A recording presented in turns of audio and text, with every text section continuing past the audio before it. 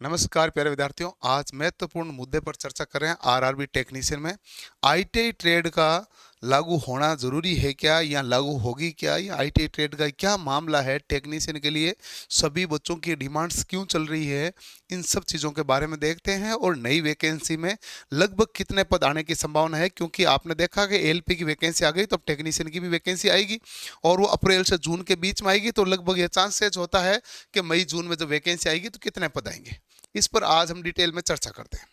सबसे पहली बात है कि इस टेक्नीशियन की वैकेंसी में आईटी ट्रेड का मुद्दा छिड़ा क्यों है। इसके कुछ कारण हैं। कारण ये है, मैं आपको थोड़ा सा डिटेल में चीजें समझाता हूँ जो आपके पूर्णतः काम आएगी। कि एलपी एंड टेक्नीशियन पहले वैकेंसी एक साथ आती थी। एलपी एंड टेक्नीशियन की वैकेंसी एक साथ होती थी। इस वैकेंसी का एक साथ होने पर काफी ज्यादा फायदा होता था। कैसा फायदा होता था? जैसे एक बच्चा था जिसके मान लो नंबर आ गया 65 आ गया, और एक बच्चे के नंबर आ गए 75 मान लो, और एलपी की कट ऑफ गई 72 और टेक्नीशियन की कट ऑफ गई 60 या 62 नंबर। सामान्यतः 2018 की बात कर रहा हूं। तो जिस बच्चे के अच्छे नंबर आए और उसने एलपी चूज किया, वो तो एलपी में सिलेक्ट हो गया, और ये जो बच्चा है ये किस में सिलेक्ट हो गया? टेक्नीशियन में सिलेक्ट हो गया। लेकिन अब की बार थोड़ी सी असमंजस की स्थिति हो गई। अब एलपी टेक्नीशियन वैकेंसी अलग अलग है। जिस बच्चे ने अच्छे नंबर लाया वो टेक्नीशियन में सिलेक्ट हो गया, और टेक्नीशियन में वो डीवी कराएगा। डीवी कराएगा तो वो उसने सीट भाई ले ली, 1:1 में पास किया, और वो बच्चा पढ़ रहा है, एलपी का भी एग्जाम दे रहा है। फिर वो एलपी सीबीटी 1 में पास है, सीबीटी 2 में पास हो जाएगा। फिर यदि वो साइको में पास होगा और उसका अल्टीमेटली गोल यदि एलपी है तो वो एलपी में जाएगा। तो उसकी डीवी यहां भी हुई है और उसकी डीवी यहां भी हुई है, और 1:1 में बुलाते हैं। 1:1.5 तो बुला नहीं रहे हैं। यहाँ ऐसा तो है नहीं कि भाई 1.5 गुना बुला लिया, 2 गुना बुला लिया, बुला नहीं रहे, 1:1 बुला रहे। तो इस केस में क्या होता है कि यहां पर टेक्नीशियन की सीट है वो वैकेंट हो गई, और हर साल वैकेंसी निकालेंगे तो वेटिंग लिस्ट आने के चांस से थोड़े कम हो गए। यदि मान लो हर साल नहीं निकालते तो वेटिंग लिस्ट आती है। जब हर साल वैकेंसी जारी करते हैं तो वेटिंग लिस्ट की संभावना थोड़ी सी क्या हो जाती है? कम हो जाती है। या आती भी है तो एक आध वेटिंग लिस्ट स्टार्टिंग वाली आ जाए तो आ जाए, नहीं तो आएगी नहीं। बड़ी मुश्किल मामला है। अब इसने डीवी करा के ज्वाइन दिए गए तो ज्वाइन भी करेगा, और इसका तो सीबीटी 2 के बाद में रिजल्ट आएगा सीबीटी 2 का। फिर इसका होगा साइको एग्जाम, फिर उसका रिजल्ट आएगा, और फिर उसका होगा डीवी, और फिर वहां पर ज्वाइनिंग होगा। तब तक तो वो 4-6 महीने यहां पर नौकरी करेगा। इसका मतलब है कि वो अगली वैकेंसी के अंदर तो सीट खाली नहीं रही थी, तो वेटिंग का मामला कहां बना। और इसमें यदि 3,000 बच्चे 4,000 बच्चे टेक्नीशियन से उड़ के एलपी में आते हैं तो एलपी में पदों की संख्या थोड़ी सी परिवर्तित होती है। अब देखो कि एलपी एंड टेक्नीशियन की कायदे से तो वैकेंसी दोनों अलग अलग आना भी गलत है। दो अलग अलग वैकेंसी गलत है। इस वैकेंसी को सबसे फर्स्ट कायदा ये बनता था, हमने पहले भी मांग की थी कि एलपी प्लस टेक्नीशियन की वैकेंसी साथ में आए। बच्चे को फायदा इसी में है भाई, एक तो उसको 2 बार घूम फिर के एग्जाम देना पड़ता है। एक बार एग्जाम दिया, सीबीटी 1 पास कर गया, फिर वो एग्जाम देगा सीबीटी 2 का, अच्छे नंबर आएंगे एलपी बन जाएगा, थोड़े से कम नंबर आ जाएंगे तो टेक्नीशियन बन जाएगा। भाई दोनों मौके मिल जाए, तो इससे बढ़िया कुछ था ही नहीं। सबसे जबरदस्त प्लान ये था। लेकिन इन्होंने क्या किया? थोड़ा सा मामला टेढ़ा मेढ़ा कर दिया। जैसे ही मामला टेढ़ा मेढ़ा किया, अब की बार आपके टेक्नीशियन की कट ऑफ आप देख रहे हो तो काफी हाई चली गई। अब हाई जाने पर जिनका सिलेक्शन हुआ वो तो बच्चे कह रहे हैं सर सही है, नॉन टेक ही चल रहा, लेकिन सिलेक्शन तो उतने ही पदों का होता जितने आते हैं, जैसे 13,000 बच्चों का।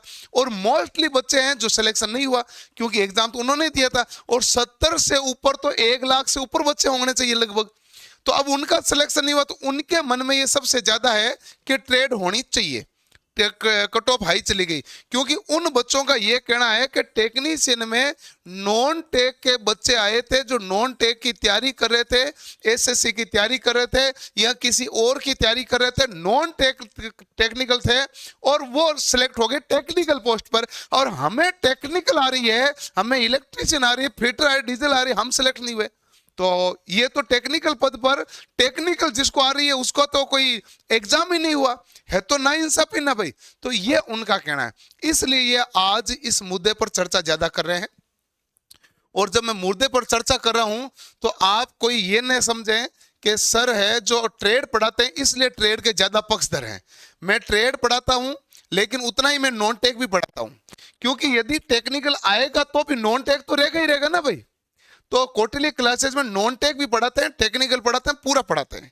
बट मैं टेक्निकल खुद पढ़ाता हूं, खुद मैं साइंस फिजिक्स भी पढ़ाता हूं, परंतु बात जो है वो पूरी कन्वे होनी चाहिए सभी बच्चों के साथ में। ये देखोगे तो आप है ना, इसमें जो एक एक चीज को आपको मैं दिखाता हूं, पूरी ध्यान से आप देखना। एक मिनट। हाँ भाई, अब इसमें देखो आपके टेक्नीशियन में क्वार्टरली क्लासेज में भरपूर सिलेक्शन है। ऐसे आप देखोगे तो लंबी चौड़ी लिस्ट है जो लगातार आपके सामने ये प्रदर्शित होती रहेगी। तो ये सब बच्चे क्वार्टरली क्लासेज में टेक्नीशियन के पदों पर सिलेक्ट हुए हैं। तो इसका मतलब टेक्नीशियन में हम टेक और नॉन टेक तो सब करवा रहे हैं, ट्रेड होना जरूरी हो गया है। ट्रेड के बिना एक टेक्निकल वाली सीट पर बच्चे को जॉब मिलना मुश्किल हो जाएगी, टेक्निकल सीट पर। और टेक्निकल सीट है, हम किसी नॉन टेक्निकल सीट के ऊपर डिमांड नहीं कर रहे हैं। तो टेक्निकल सीट पर जिसको टेक्निकल आ रहा है, जिसने आईटीआई रेगुलर की है या आईटीआई की उसने ट्रेड पढ़ी है, किसी और एग्जाम को लेकर पढ़ी और ट्रेड पढ़ी है, तो ट्रेड का बेनिफिट मिलना चाहिए और बेसिक साइंस का बेनिफिट मिलना चाहिए, ड्राइंग का बेनिफिट मिलना चाहिए। तो यहां पर बाकी कुछ चले या ना चले, लेकिन ट्रेड तो उसके अंदर जोड़ दी जाए। दूसरा ऑप्शन है कि सर 2 एग्जाम हो जाएंगे, तो दूसरा ऑप्शन ये है कि इसमें भी 2 एग्जाम ऐसे कर दो भाई, पार्ट ए और पार्ट बी, ताकि ये हो जाए कि प्योर नॉन टेक्निकल वाले तो नहीं बचे। कम से कम यदि आप मैथ, रीजनिंग, जीके और साइंस है जो आपके पार्ट ए में है, पार्ट बी में ट्रेड कर दो।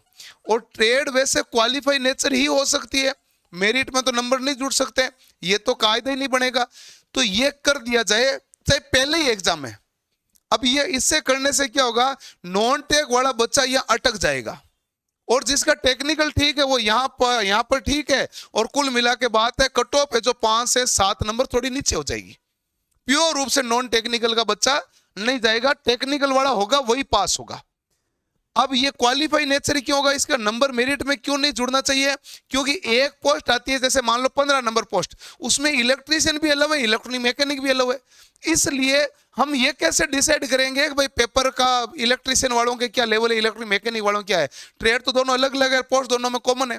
इसी प्रकार फिटर वेल्डर में बहुत सारी सीटें कॉमन है। इस प्रकार कई तो है 8 ट्रेडों में कॉमन पोस्ट है। तो इस केस में इसको हम केवल क्वालिफाई नेचर ही मान सकते हैं। क्वालिफाई नेचर को यदि लागू कर दिया जाए तो आप सब बच्चों का सबसे अच्छा भला होना है जो टेक्निकल सीट पर टेक्निकल की डिमांड करते हैं। और हम भी इसके पक्ष में, क्वालिफाई नेचर में, क्वालिफाई नेचर पक्ष में। ऐसा नहीं है, मैं तो चाहता हूं भले एक ही एग्जाम हो, यदि सीबीटी 1 और सीबीटी 2 हो तो एलपी और टेक्नीशियन दोनों साथ में कर दी जाए, बच्चे के ऊपर बर्डन नहीं पड़ेगा, डबल नहीं पड़ना। इधर होता है सीबीटी 2 का एग्जाम एलपी का, इधर सीबीटी 1 का टेक्नीशियन का, तो बच्चे को कितनी टेंशन होती है। जब उसको नौकरी करनी है तो एक ही एग्जाम ले लो ना एलपी एंड टेक्नीशियन का। सबसे बड़ा पक्ष तो यही है। दूसरा है कि टेक्निकल ट्रेड यदि जुड़े तो क्वालिफाई नेचर में हो। तो ये अब आती है कि सर ये इसमें वैकेंसी में पदों की संख्या क्या रहने की संभावना है। तो वैकेंसी में अभी आपके 9,970 पदों की तो एलपी की वैकेंसी जारी हुई है।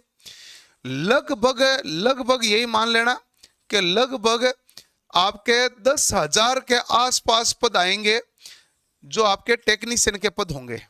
लगभग 10,000 के आसपास आएंगे और टेक्नीशियन के। वैसे तो टेक्नीशियन की सीटें इतनी खाली है क्या, ना सीटें खाली है उसके हिसाब से तो 30-35 हजार पद आने चाहिए।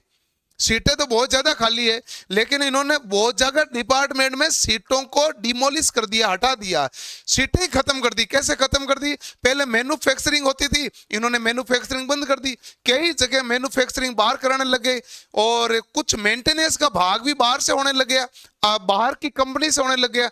इस कारण टेक्नीशियन की कुछ सीटें तो हट गई है। अब जो बाकी सीटें हैं वो तो सीटें बाकी है, लेकिन इनमें लगभग आपके 10,000 के आसपास वैकेंसी आने की उम्मीद है। आपके सामने 10 और 10 लगभग 20,000 पदों की वैकेंसी है। इस 20,000 पदों पर वैकेंसी के लग जाइए और 26 मार्च यानी कि कल से सेमिनार के साथ कक्षाएं प्रारंभ हुई। आज से क्लास चली थी, कल सेमिनार हुआ था। कौटिल्य क्लासेज का फाउंडेशन बैच ज्वाइन कर लीजिए। ये एएलपी के लिए भी उतना ही फायदेमंद है जितना टेक्नीशियन के लिए फायदेमंद है, दोनों के लिए, एएलपी एंड टेक्नीशियन के लिए। इसमें ट्रेड भी आएगी और सारा पोर्शन आएगा, जो एएलपी का कंप्लीट पोर्शन और टेक्नीशियन का कंप्लीट पोर्शन। जो एएलपी की सीबीडी 2 की कर रहे हैं वो तो ऑलरेडी कर ही रहे हैं, उनको तो कोई दिक्कत है नहीं। जो नया बैच लेना चाहते हैं तो ये फाउंडेशन बैच उन सभी बच्चों के लिए सबसे बेस्ट है। फिर भी आपकी एएलपी और टेक्नीशियन में ट्रेड को लेके क्या राय है ये भी कमेंट में जरूर कीजिए। हम पॉजिटिव वे में चर्चा करते हुए आगे बढ़ेंगे ताकि इसका थोड़ा सा कुछ निस्तारण हो सके। मिलते हैं अगले सेशन में। धन्यवाद, थैंक यू।